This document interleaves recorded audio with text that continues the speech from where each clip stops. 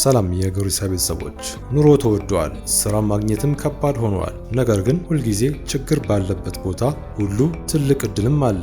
ብዙዎቻችሁ በጥቂት ብር ምን መስራት እችላለሁ ብላችሁ እንደምትጠይቁ እናውቃለን።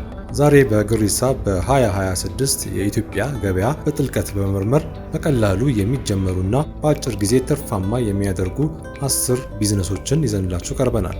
ዛሬ ከ10ኛ እስከ 1ኛ ያለውን እናያለን። እስከ መጨረሻው ከተካተላችሁ ለእናንተ የሚሆን ድንቅ ሐሳብ እንደምታገኙ ጥርጥር የለውም። በ10ኛ ደረጃ የቤት ለቤት የጽዳት አገልግሎት። መነሻ ካፒታል ከ5000 እስከ 15000 ብር። በ10ኛ ደረጃ ላይ የምናገኘው የጽዳት አገልግሎትን ነው። በአሁኑ ሰዓት በአዲስ አበባ እና በሌሎች ትላልቅ ከተሞች የሚኖሩ ሰዎች በስራ እጅግ የተወጠሩ ናቸው። ቤታቸውን በሚገባ ለማጽዳት፣ ምንጣፎችን ለማጠብ እና መስታወቶችን ለማጽዳት ጊዜ የላቸውም። እንዴት ይጀመራል? ይህንን ስራ ለመጀመር ትልቅ ቢሮ አያስፈልጋችሁም። ጥቂት የጽዳት ዕቃዎችን እንደ ቫኪዩም ክሊነር፣ ሳሙናዎችና መጥረጊያዎችን በመግዛት መጀመር ይቻላል። ዋናው ስራው ፕሮፌሽናል መሆን ነው። በሶሻል ሚዲያ ማስታወቂያ በመልቀቅና ታማኝ ሰራተኞችን በመያዝ ስራውን ማስፋፋት ይቻላል።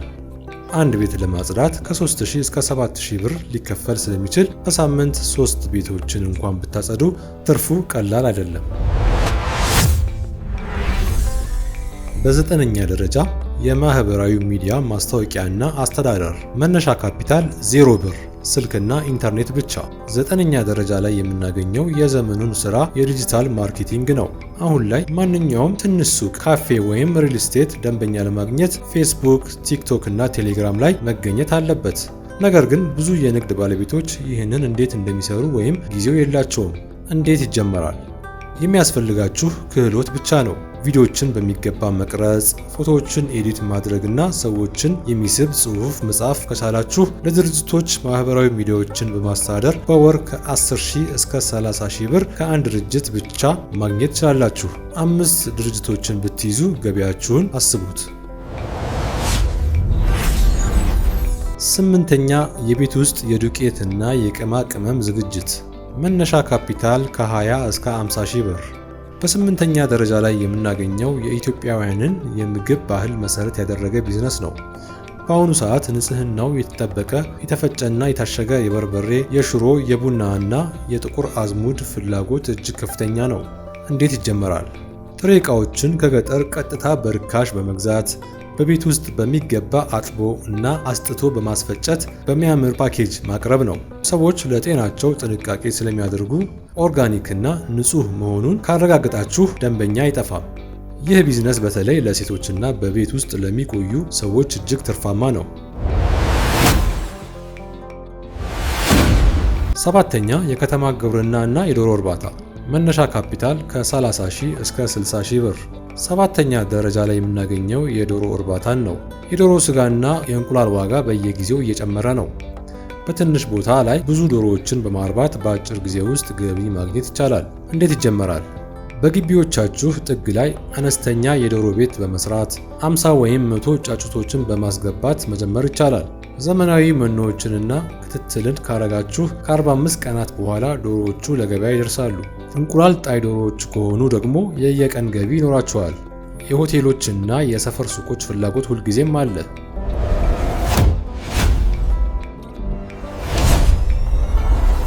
6ኛ የኤሌክትሮኒክስ ጥገና። መነሻ ካፒታል ከ10000 እስከ 30000 ብር እና የተለያዩ ዕቃዎች። በ6ኛ ደረጃ ላይ የምናገኘው የጥገና ስራን ነው። በአሁኑ ሰዓት አዲስ ስልክ ወይም ላፕቶፕ መግዛት እጅግ ውድ ሆነዋል። ስለዚህ ሰዎች ያላቸውን ዕቃ አድሰው መጠቀም ይመርጣሉ። እንዴት ይጀመራል? ይህ ስራ ትንሽ ስልጠና ይፈልጋል። ነገር ግን እንዴት ክህሎቱን ካገኛችሁ የማያልቅ ገቢ ነው ያለው። የሞባይል ስክሪን መቀየር፣ የላፕቶፕ ሶፍትዌር መጫን እና ባትሪ መቀየር የመሳሰሉ ስራዎች ከፍተኛ ክፍያ አላቸው። ስራውን በቤት ውስጥ ወይም በትንሽ ሱቅ ወይም ደግሞ ኦንላይን ላይ ስልካችሁን በመለጠፍ ሰዎቹ ያሉበት ድረስ እየሄዳችሁ መጠገንና ማስተካከል ትችላላችሁ።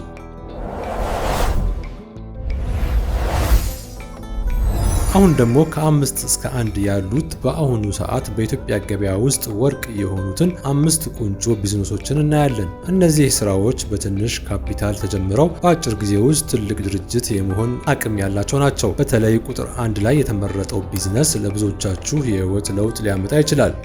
ይህንን ቪዲዮ ከወዳችሁት ላይክ እና ለወዳጆቻችሁ ሼር በማድረግ ቀጣዩን ክፍል እንጀምራለን።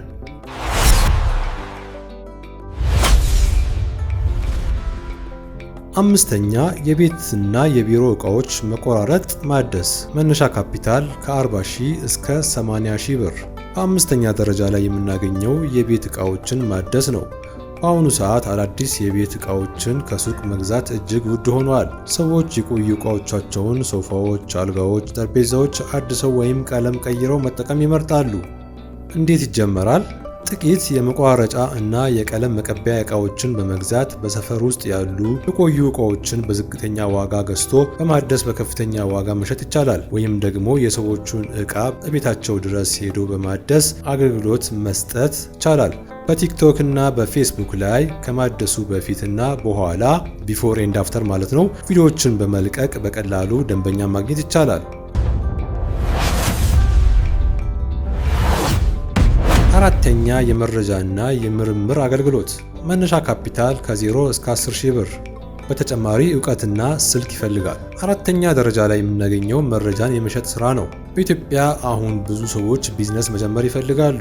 ነገር ግን የት እንደሚጀመር፣ ፍቃድ እንዴት እንደሚወጣና ጥሬ ዕቃ ከየት እንደሚመጣ አያውቁም። እንዴት ይጀመራል?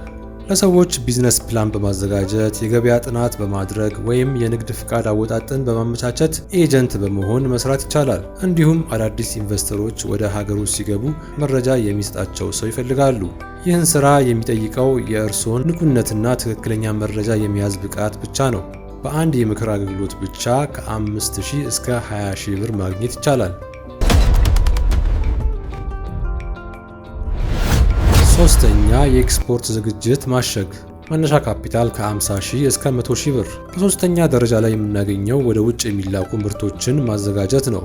ኢትዮጵያ አሁን ላይ የውጭ ምንዛሪ እጅግ ስለምትፈልግ የኤክስፖርት ዘርፍ በከፍተኛ ሁኔታ እየተደገፈ ነው። እንዴት ይጀመራል? እንደ ቅመማ ቅመም፣ ማር ወይም የእጅ ጥበብ ውጤቶችን ከገበሬዎች ወይም ከጥቃቅን አምራቾች በመሰብሰብ በዓለም አቀፍ ደረጃ በሚፈለግ መልኩ በሚያምር ፓኬጅ አሽጎ ለኤክስፖርት ማቅረብ ነው። የግድ ወደ ውጭ መላክ ላይጠበቅባችሁ ይችላል። ለኤክስፖርተሮች ግብዓት በማቅረብ ሰፕላይ በማድረግ ብቻ ትልቅ ትርፍ ማግኘት ይቻላል። ማሸግ ላይ ብራንድ መፍጠር ከቻላችሁ ገቢያችሁ አስተማማኝ ነው።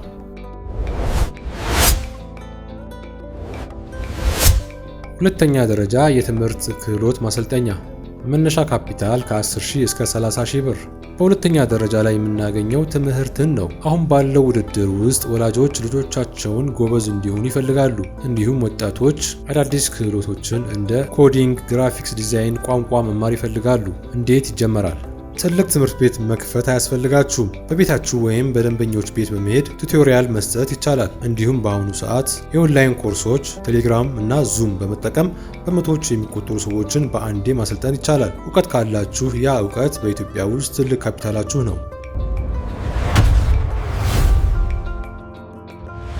በአንደኛ ደረጃ የመልእክት እና የዕቃ ማድረስ አገልግሎት ዴሊቨሪ ኤንድ ሎጂስቲክስ። መነሻ ካፒታል ከ20,000 እስከ 60,000 ብር። ሞተር ሳይክል ካለ የተሻለ ነው። በአንደኛ ደረጃ ላይ የተቀመጠውና በአሁኑ ሰዓት በኢትዮጵያ ውስጥ እጅግ ፈጣን እድገት እያሳየ ያለው የዴሊቨሪ ስራ ነው። አዲስ አበባ በትራፊክ መጨናነቋ እና ሰዎች በስራ መወጠራቸው ዕቃዎቻቸውን እቤታቸው ድረስ የሚያመጣላቸው ድርጅት ፍላጎት እጅግ ከፍ ብሏል። እንዴት ይጀመራል? አንድ ሞተር ሳይክል በመግዛት ወይንም የተከራዩ ሞተረኞችን በማስተባበር መጀመር ይቻላል። ካፌዎች፣ ከልብስ ሱቆች እና በኦንላይን ገበያተኞች ጋር ውል በመግባት ዕቃዎቻቸውን ለደንበኞች ማድረስ ነው። ይህ ስራ በየቀኑ ጥሬ ገንዘብ የሚያስገኝ እና በአጭር ጊዜ ውስጥ ወደ ትልቅ ሎጂስቲክ ኩባንያ ሊያድግ የሚችል ቢዝነስ ነው። ውድ ተመልካቾቻችን በኢትዮጵያ ውስጥ በቀላሉ የሚጀመሩ 10 ቢዝነሶችን አይተናል። ዋናው ቁልፍ ሐሳብ ያለው ግን ከመጀመር ላይ ነው። ከየት ላምጣ ከማለት ይልቅ ባለኝ ነገር ምን ልጀምር ብለው ዛሬውኑ ይወስኑ። ከነዚህ 10 ቢዝነሶች ውስጥ የእርስዎን ትኩረት የሳበው የትኛው ነው? ወይንም እናንተ የምታውቁት ሌላ ትርፋማ ቢዝነስ አለ ወይ? ሐሳባችሁን በኮመንት አጋሩን። ቪዲዮ ከጠቀማችሁ ላይክ ማድረጋችሁንና ለወዳጆቻችሁ ሼር ማድረጋችሁን አትርሱ። ስላዳመጣችሁ እናመሰግናለን።